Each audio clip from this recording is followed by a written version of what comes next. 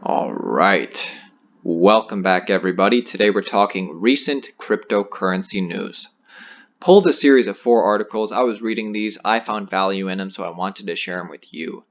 Talking today about Stellar Lumen, Ripple XRP, South Korea's overall cryptocurrency market and how they're growing, and just Bitcoin news in general.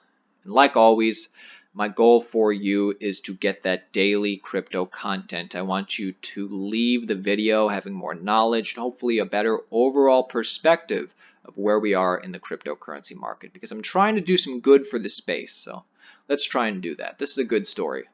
Interesting, to say the least. We know last quarter, Q3, was a downtime for the entire cryptocurrency market, which if you look at historical charts is actually quite common. Q3 is normally a downtime, so nobody really expected the market to go up. Despite that, Square has been seeing some significant interest through Bitcoin. Square's Bitcoin revenue increased by $6 million last quarter in Q3 with profits over $500,000. U.S. financial service company Square revealed it generated $43 million in Bitcoin revenue for Q3 2018 in its most recent shareholder newsletter, came out just yesterday, November 8th. Presenting a digest of its total earnings and financial activities, Square, which introduced Bitcoin support in its Square Cash payment app earlier this year, saw cryptocurrency revenue grow by a total of $6 million compared to Q2. Total net revenue was around $882 million in the third quarter of this year, up 51% year over year, and this included $43 million of Bitcoin revenue. So I hope you understand what I just read, what you just heard. I hope you understand that despite last quarter being a downtime for cryptocurrency and Bitcoin, Square generated $43 million in revenue through Bitcoin, which is up $6 million compared to last quarter. So that's good. So these statistics come at a stirring time for Square, which this week also saw its market cap surpass that of Twitter. And if you don't know, Jack Dorsey is both the CEO of Twitter and Square. Two great companies, but now Square is just a little bit better, according to overall market cap. But Bitcoin remains a niche for the company, with revenues resulting in only slender profits of around $500,000 after taking into account Bitcoin purchasing costs. So this is, if we were on Shark Tank, up until now, the sharks would be loving this. And then they present this information, and all of a sudden, Mr. Wonderful and Mark Cuban go, whoa, whoa, whoa, hold the phone. All this revenue, how come you're not getting good profits? And then Jack Dorsey would have to explain, well, it costs us a lot to purchase Bitcoin, and then they'd have to have a discussion. I think Jack Dorsey's on the ball with this, most likely, because I'm sure that's a concern of his. The company is still expanding. Expansion of its interaction with Bitcoin nonetheless continues, with Square open sourcing its cold storage setup in October and steadily expanding its offering to new jurisdictions. The newly launched Square Terminal, it's a point-of-sale system, allows merchants to take credit and debit card payments. This also sparked rumors about possible merchant integration of Bitcoin, with no official signs appearing from the company as of yet. So I do suspect in the future we probably will see Square roll out Bitcoin integration in these point-of-sale terminals, and that will help merchant adoption. This is similar to what PundiX is doing. I think Square, it'd be a good idea if they got into the same business, because, if Square is seeing this revenue and this profits, and right now we're in a down market, I'm sure they're thinking, hey, we need to get this infrastructure in place because we know the market's going to go back up again eventually. So it'd be probably in their best interest to be highly exploring the idea of integrating Bitcoin integration into their new point-of-sale terminals, but no official information as of yet. Let me know what you think in the comments. Let's get to the next story. All right, so while America regulators, the SEC and the CFTC, while they continue to drag their feet, South Korea is to triple the budget for blockchain projects compared to 2018. Let's find out about this. The South Korean government has agreed to invest $35 million in next year's budget to develop blockchain tech and industry-related distributed ledger technology, DLT.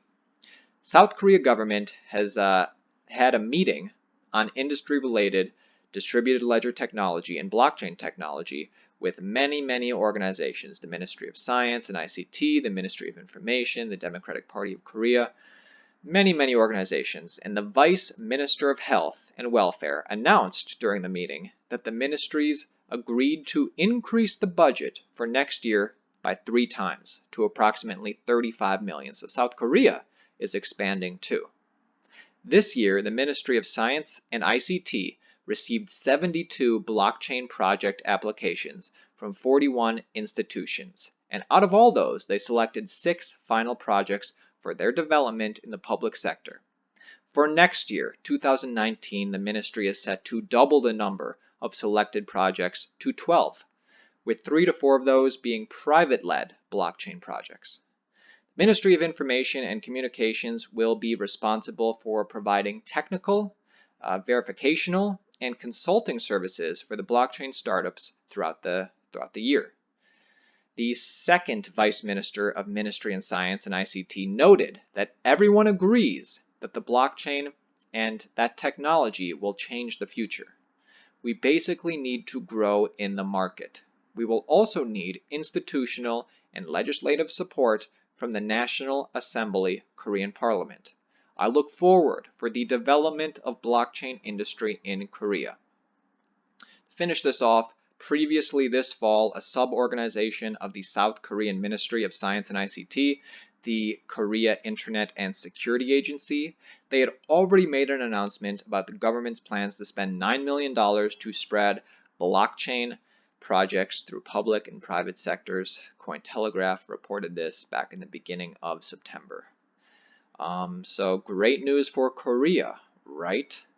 Let's talk about America. I mean, right now in America, kind of the current sentiment is that the SEC and the CFTC will approve certain, regulations or what do you call them? Certain, the CBOE and the VanEck Solid X ETF by Q1 of next year. But nobody really knows, I guess. I mean, it could happen tomorrow, could happen in December. We're all still waiting as South Korea moves forward. All right, next piece of news. This is good for Ripple. In this article, what I like about it is you get to hear firsthand from one of Ripple's partners on just how pleased they are with the new technology, Ripple's technology, and how they're integrating it, and also how they're excited to hopefully implement xRapid. So we'll be hearing a few quotes. Let's get into it.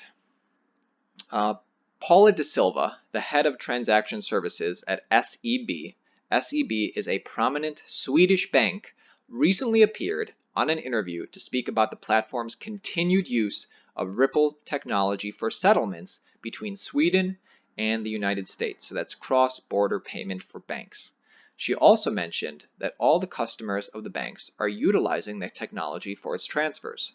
This news comes after their partnership with Ripple, which occurred late last year in November, and at the time, so about a year ago, and at the time the platform was set to be utilized for real-time transfers between the company headquarters in Stockholm and New York. And at the time of launch, De Silva stated, by using Ripple's distributed financial technology, our customers can initiate real-time transfers between their SEB accounts in Sweden and the bank's branch in New York.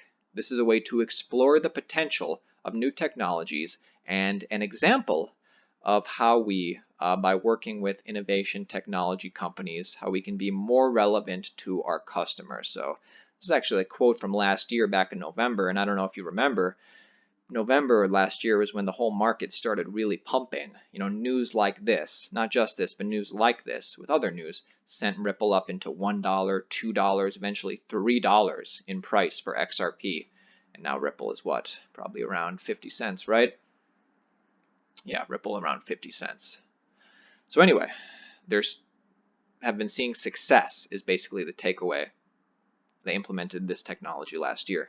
The bank's customers seem to have been satisfied with the results.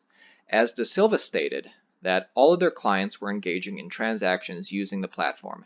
In an interview with the banker, she stated, Last year, there was only one customer on it. Now we have all customers of SEB doing intercompany transfers between Sweden and the US on the Ripple platform. So we have a couple billion going through that, a couple billion.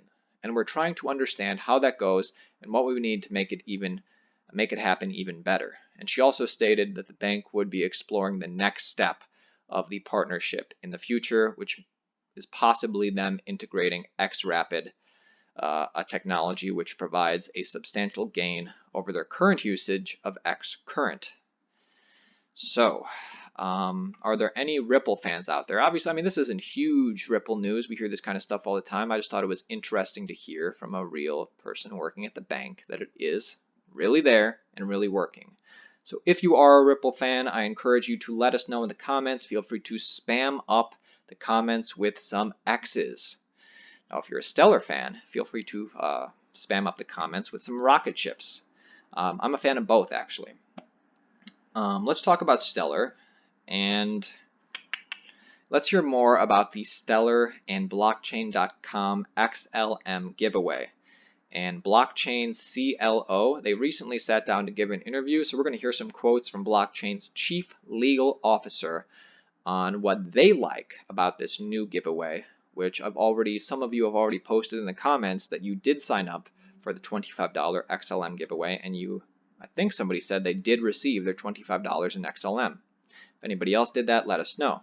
So Marco Santori, Blockchain's chief legal officer and fintech operator to the IMF, gave his insight on the recent XLM airdrop, which is the largest airdrop/giveaway in history of cryptocurrencies. According to the company's official website, the first airdrop is scheduled to happen this week. The company intends to give away a total of 125 million in Stellar Lumen XLM, and the news of the airdrop was also announced on Twitter. We can see Blockchain, the company's official tweet. During this podcast interview by Anthony Pompliano, he spoke about how these airdrops increase cryptocurrency adoption. Santori said that he got his first cryptocurrency because he accepted them as a form of payment for his legal services. First time he got crypto, somebody paid him with it. He said earning crypto for actually doing work is sometimes really hard. He added that the most significant thing about getting into crypto was getting crypto. The most significant thing of getting into crypto is actually getting crypto. Yeah. Additionally, Santori spoke on how blockchain.com as a company provides a portal for people to get into cryptocurrencies and actually buy it instead of working for it or mining it or buying it at some shady ICO. He added that they, blockchain.com, were looking for a better way to help people buy cryptocurrencies. He said, and I like this quote, he said, "As a creator, we've got a bunch of crypto and you want people to use it, but getting people to use it is them actually having it. So airdrops put crypto in the hands of many people. So what an airdrop can do is put crypto in the hands of many people, can take crypto out of the hands of just a few, usually few creators, and put it in the hands of many people." A regular wordsmith. Santori said that with blockchain, with blockchain.com, people are actually in control of their cryptocurrencies with their own private key with them and not some intermediaries like banks or financial institutions.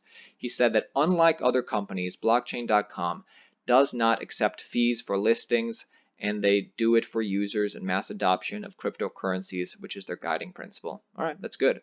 He then proceeded to explain that the recently announced Stellar XLM airdrop was based on those guiding principles. Marco continued to explain the reason for free airdrop, saying that it is a unique crypto element. He said, "The more the people use, the more valuable each particular coin is in terms of actual functionality. So if you are a creator, you can benefit from these network effects that drive adoption, that drive an actual functional use of your token."